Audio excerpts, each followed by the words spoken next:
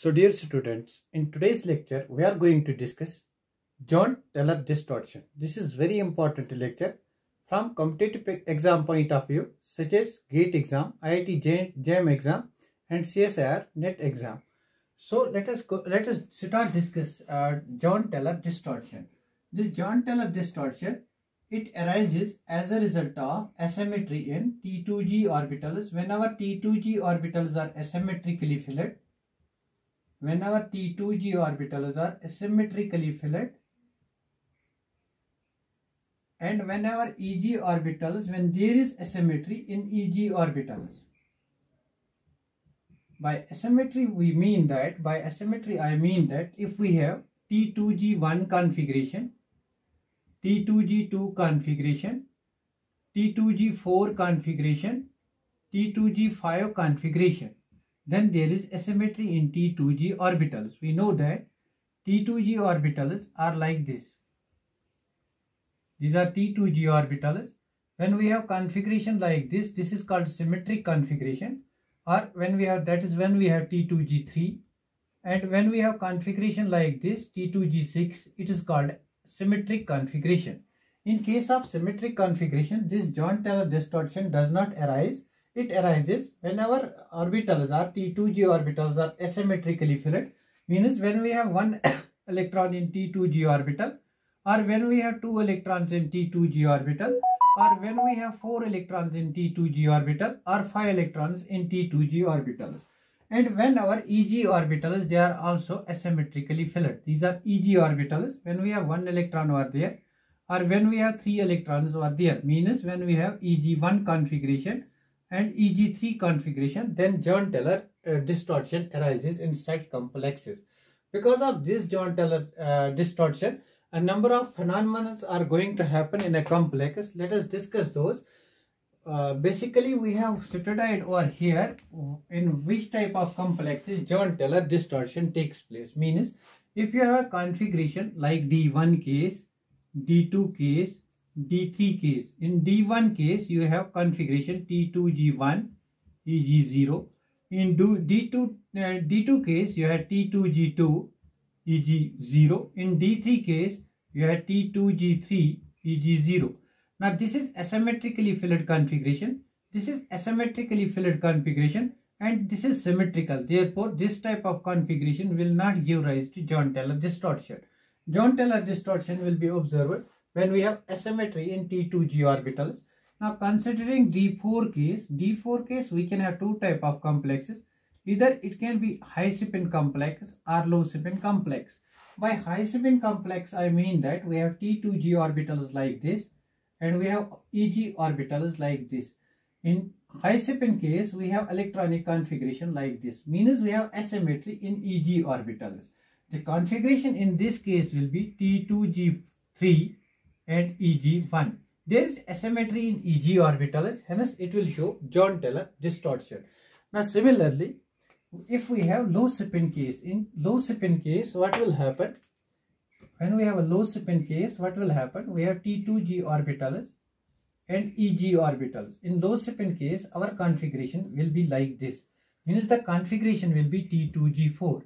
Means these T2G orbitals, they are asymmetrically filled.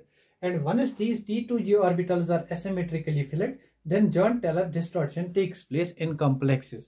So Jahn-Teller distortion basically arises as a result of asymmetry in case of when there is asymmetric configuration, when our T2G or EG orbitals are asymmetrically filled. Now what happens because of this Jahn-Teller distortion? Now I hope that you can predict in which type of configuration there is Jahn-Teller defect or not. You can predict in our D5 configuration, high spin and low spin, and you can predict D6 configuration, D7 configuration, D8, D9, like that. Now we will discuss this Jahn-Teller distortion with respect to the copper ion, and we will see what will happen because of Jahn-Teller distortion. Now we know that what happens when we have d orbitals. These are d orbitals. In presence of external magnetic field, these that is ligand field, these d orbitals, they get split into two sets. These d orbitals are split into two sets. One of the set we called as T2G set and the other set we called as EG set. Now this T2G set contains 3 orbitals. This EG set in an octahedral complex contains 2 orbitals. This is our T2G set and this is our EG set. Now this T2G set consists of dxy, dxz and dyz orbitals, and these EG orbitals consist of dx square y square and dz square orbitals. Now see what happens in this case when Jahn-Teller distortion takes place. Basically what has happened over here, these are 5 degenerate d orbitals. In presence of ligand field, what has happened? Their symmetry has what has happened in presence of ligand field. They got split into 2 sets, T2G set and EG set. Their degeneracy got broken down. Now what happens when Jahn-Teller effect takes place? When Jahn-Teller effect takes place, further splitting of these orbitals take place and further splitting of these orbitals take place. Means T2G orbitals are still split into 2 sets and EG orbitals are split into 2 sets. Now based upon on which axis the ligands are coming, we can have Z axis. If the ligands come in the Z axis, then the Z axis can be pushed out, that will be Z elongation. Or if the ligands will come on XY axis, then the XY axis will be pushed out, that will be elongation along X axis. So basically we can have two types of these two types of splitting of these two T2G orbitals and EG orbitals. In one case we will call that elongation and in the other case that will be called as compression. These are known as, in case of copper 2+, we will discuss it with respect to copper 2+, that will be known as tetragonal elongation and tetragonal compression. Basically that we called as Z out case and Z in case. Let us see what will happen to these T2G orbitals and EG orbitals when Jahn-Teller distortion takes place. Now let us consider copper 2+ ion. If we consider copper 2+, in case of copper 2+, we have D9 configuration. By D9 configuration, we mean that we have D9 configuration, we have T2G, we have T2G6 and EG3. Means there is asymmetry, T2G6, EG3. Matlab means we have asymmetrically filled EG orbitals. We have configuration like this. T2G orbitals are symmetrically filled and EG orbitals are asymmetrically filled. Now there arises Jahn-Teller effect because there is asymmetry in EG orbitals. Now what will this Jahn-Teller effect lead us to? It will lead us to, basically there will be 2 types of splitting of these T2G orbitals and EG orbitals. Let us understand the mechanism of splitting of these T2G orbitals and EG orbitals. Now as I said, in case of copper 2+, because the degeneracy of these T2G orbitals it is removed and the degeneracy of EG orbitals it is removed. Now it can be removed, degeneracy, these orbitals can be elongated along Z direction or they can be compressed along Z direction. Therefore we can have two types of effects over here. Either we can have tetragonal elongation or we can have tetragonal compression. Now let us understand this tetragonal elongation and tetragonal compression by drawing the diagram of tetragonal elongation and tetragonal compression. Now see, we have d orbitals like this. I will draw them over here. We have d orbitals like this. These are T2G orbitals and these are EG orbitals. These T2G orbitals may be dxy, dxz, dyz, and these are dx square y square and dz square. Now what happens when Jahn-Teller distortion takes place? These orbitals, their degeneracy is removed. Their degeneracy can be removed by 2 ways. Either the z-axis becomes elongated or it becomes compressed. Now in one case, let us say those orbitals which contain z-axis, their energy is raised. Means here we have an orbital which contains z-axis, that is dyz orbital. And those orbitals which contain x-axis,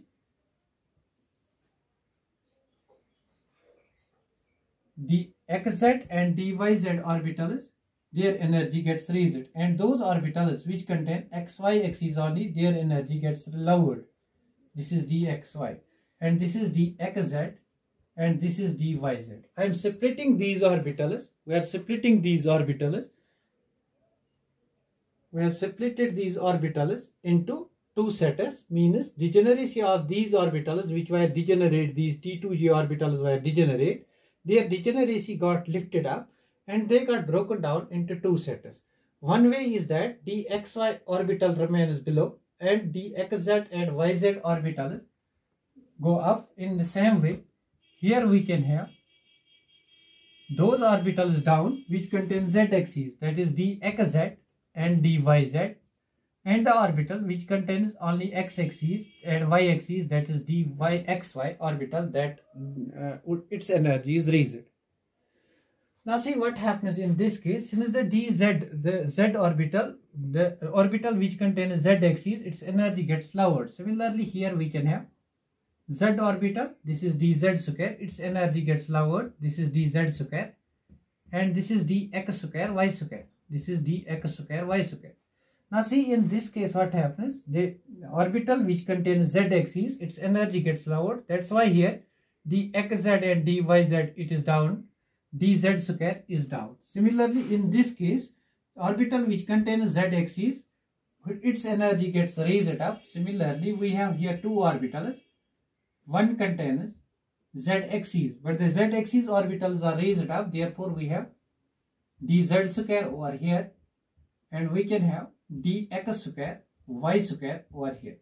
Now consider the case of copper 2+. Copper 2+ is a D9 species, means it contains 9 electrons.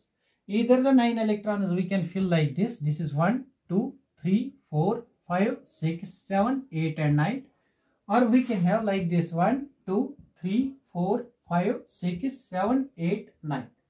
This type of splitting, when your z-axis is elongated, in this case your z-axis is elongated, it is called a z-out. It's called z-out case, and in this case this is called a z-in case. This is called a z-in case. In this case z-axis gets elongated, it's called tetragonal elongation or z-out case, and in this case z-axis gets compressed, it's called a z-in case, or it's called tetragonal compression. Tetragonal compression. It's called tetragonal compression, and this is called tetragonal elongation. Basically, lot of questions have been asked from this.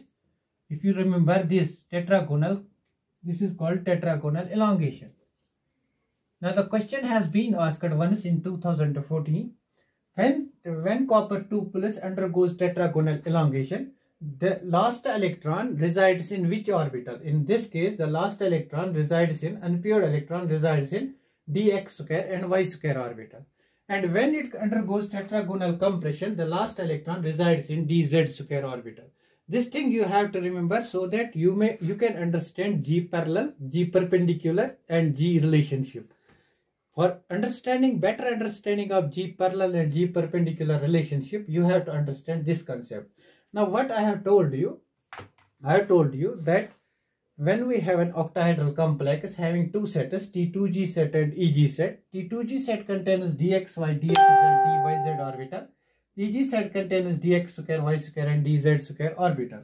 Now what happens when Jahn-Teller distortion takes place? Jahn-Teller means when we have asymmetry in EG orbital or in T2g orbital.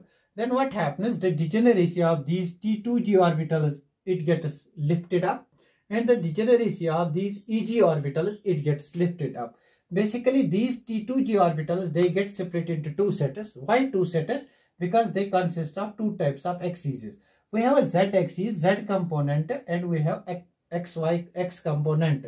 Those which contain z-axis, either they can get elongated or they can get compressed. Now in this case, z-axis gets elongated, we have orbitals which contain z component downwards, and orbital in this case which contains z component downwards.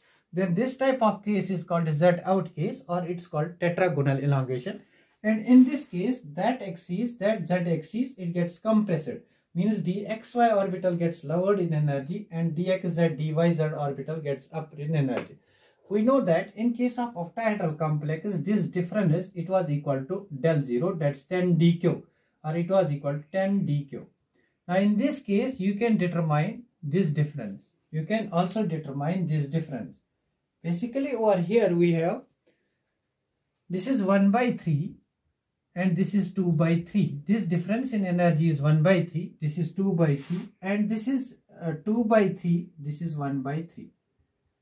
Now see one more important point. When we have asymmetry in Eg orbitals, it is always static Jahn-Teller effect. We have two types of Jahn-Teller effects. We have two types of JT effects. JT effects we have of two types. One is called static and the other is called dynamic. Now, static Jahn-Teller effect, you can surely say that a compound has static Jahn-Teller effect when it has asymmetry in T2G orbitals.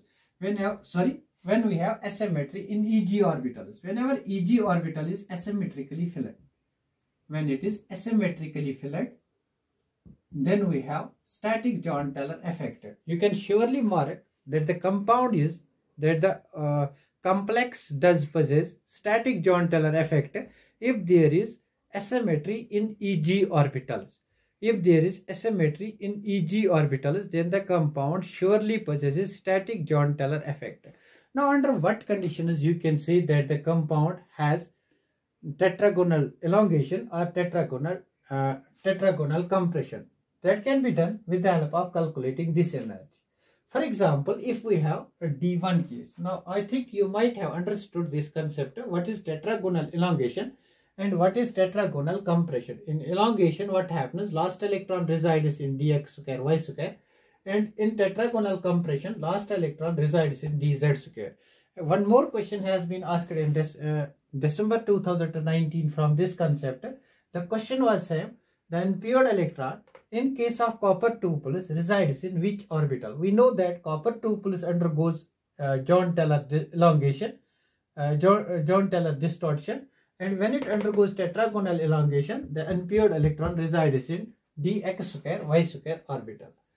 Now see, what are the effects of this Jahn-Teller effect? Because of this Jahn-Teller effect, what happens when you get a single peak in spectra?